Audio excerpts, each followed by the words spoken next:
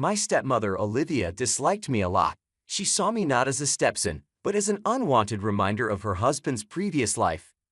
Filled with resentment, she secretly plotted with a rich woman who had moved in nearby. Their secret plan was to sell me along with the farm, cutting all her ties to my existence. However, fate had different ideas, and a surprising turn of events changed everything, leading to a series of unforeseen events that altered my life forever. Hello, my name is Jack, and I'm going to share a story that weaves through deep deception and paths of redemption. My story starts in the small town of Bern, Switzerland, where I lived on a large chicken farm.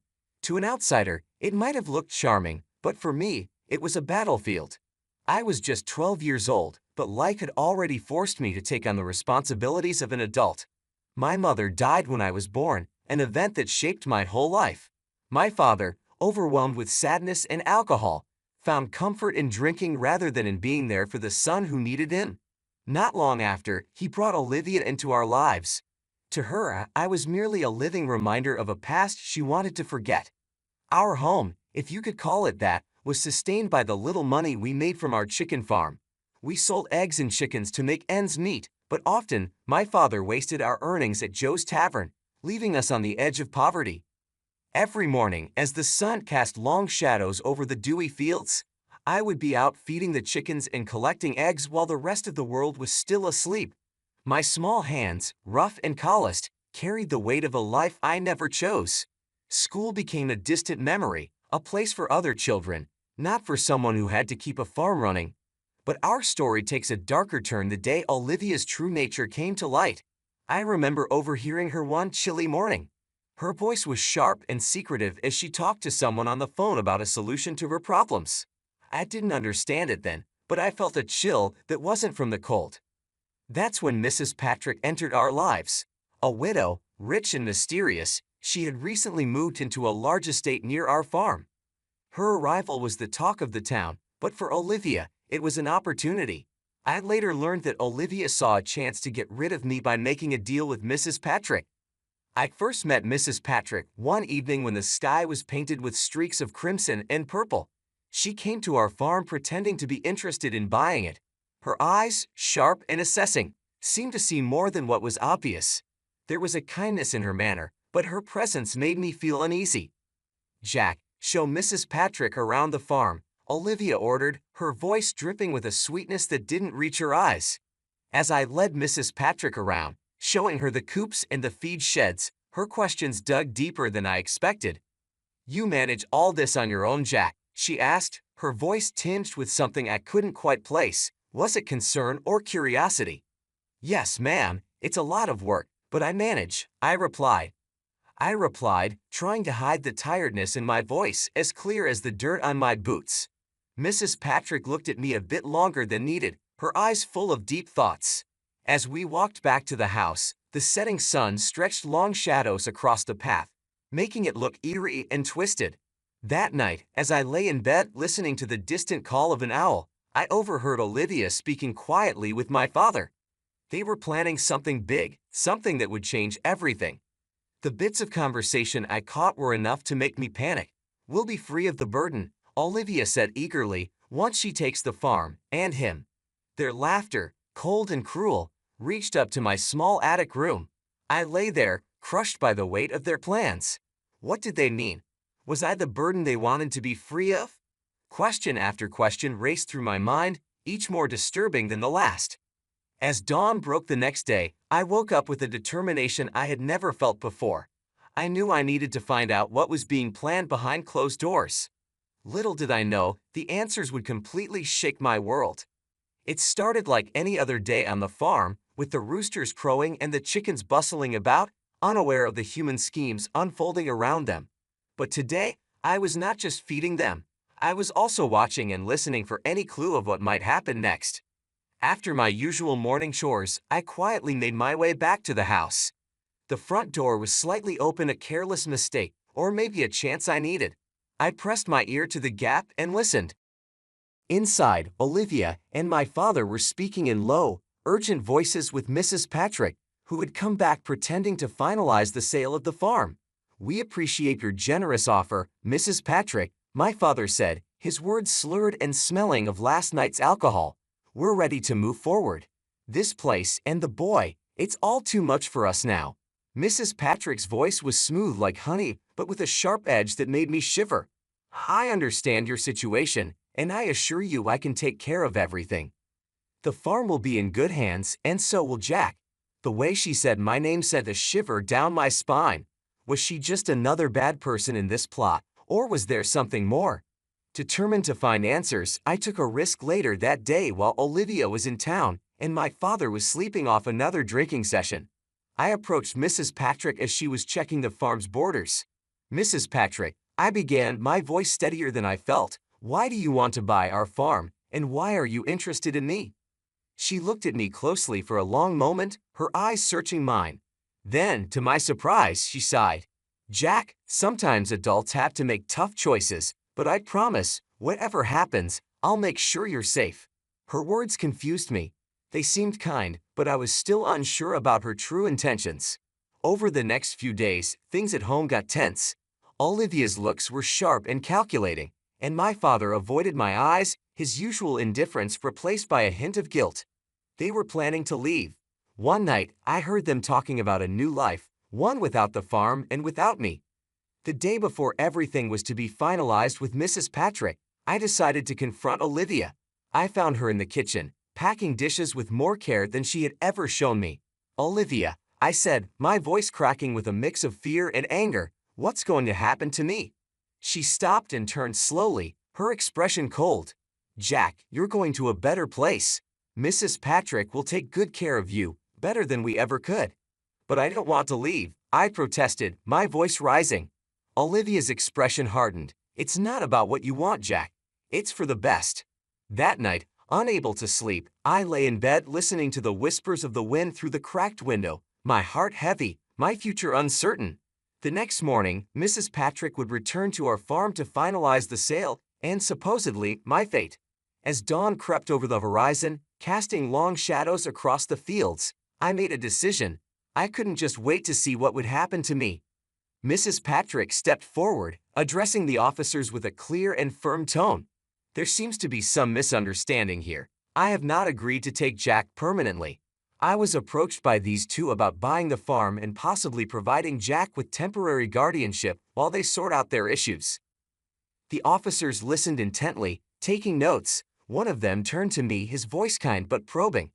"Jack, have they discussed with you any details about moving or living arrangements other than what you've just mentioned?" I shook my head, the weight of the unknown pressing down on me. "No, sir. They just told me I'd be staying with Mrs. Patrick for a while because it's too hard for them now." The officer nodded, then focused on Olivia and my father. "We need to investigate these claims thoroughly. It's important that any decision about Jack's welfare follows legal procedures and is made in his best interest." Olivia looked visibly shaken, her voice barely a whisper as she tried to explain. "We just thought it would be better for Jack. We can't provide for him the way he needs." The atmosphere was tense, each person's anxiety palpable. Mrs. Patrick then addressed me directly, her gaze softening. "Jack, regardless of what happens, I want you to know that my offer to help is sincere. But any long-term decision will need to be properly vetted and approved." The officers then suggested they all go inside to discuss the matter further and check some paperwork. We also had a social worker who will need to speak with Jack and assess his living conditions, one officer added as they ushered the group towards the house. As they moved inside, I stood there for a moment, trying to process everything. The fear of the unknown mingled with a flicker of hope, knowing that these officers might just help me find a stable and caring environment. The future was still uncertain, but for the first time in a long while, I felt like there were adults around who might actually look out for my best interests. I never planned to take Jack away without his agreement or the proper legal steps.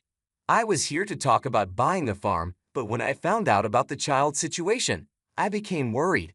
I contacted the police because I was concerned for his safety and well-being. The officers nodded and then turned their attention back to Olivia and my father. "We need to check some documents and have a longer talk about Jack's custody and your financial actions," one officer said, gesturing for them to lead the way inside. As they walked into the house, Mrs. Patrick stayed back with me for a moment. Jack, no matter what happens today, I want you to know that my home is always open to you, and not because of any deal, but because you deserve a safe and loving place," she said. Her words felt like a warm blanket around my shivering shoulders. I nodded, not fully understanding the legal details, but feeling a spark of hope in the midst of the chaos. Inside, the officers started their questioning, pulling out documents that Olivia and my father struggled to explain. It quickly became clear that there were mistakes and possibly fake information in the paperwork related to the farm sale. As the officers dug deeper, Olivia's cover finally fell apart. It was all his idea, she burst out, pointing a trembling finger at my father. He wanted to sell the farm and get rid of the kid. I just went along with it. My father, his face now showing despair, looked at me, his eyes finally meeting mine. "Jack, I'm sorry. I thought it would be better for you." The room spun around me as accusations were made and confessions came out. The officers took notes, their faces serious. The betrayal hurt, but the truth coming out also brought a strange relief. Finally, the reality of my life was being acknowledged by those who could change it. As the morning turned into afternoon, decisions were made. Olivia and my father were taken into custody for further questioning, and I was left in the temporary care of Mrs. Patrick. As we left the farm, I looked back at the only home I'd ever known, feeling the weight of my past and the uncertain promise of my future. As we drove away from the farm, the landscape of my past turned into a blur of green and gray, a picture fading into the background of my new reality. Seated next to Mrs. Patrick in the warmth of her car, I started to feel a cautious hope for what lay ahead. For the first time in what felt like an eternity, I felt a true sense of safety, a sanctuary from the chaos that had ensnared my life. Yet beneath this newfound security, my emotions churned, betrayal from those I had trusted, relief from the danger I was escaping, fear of the unknown ahead, and a budding hope kindled by Mrs. Patrick's words. Mrs. Patrick, sensing my tumultuous state, broke the silence as we drove. "Jack, I know today has been extraordinarily difficult, and the days ahead will involve many changes, but remember, you're not alone anymore," she assured me, her voice a soothing balm to my frayed nerves. She revealed that she had been observing the farm for some time, suspecting that not all was as it seemed. Her intervention, she explained, wasn't solely about the property itself, but was driven by a concern for my well-being. As we arrived at her estate, I was struck by its grandeur. The house, large yet welcoming, was surrounded by lush gardens bursting with vibrant colors, a stark contrast to the drab existence I had known. The gardens, a riot of hues, seemed almost surreal in their beauty, providing a visual feast that lifted my spirits. Over the subsequent days, Mrs. Patrick took the necessary legal steps to stabilize my situation.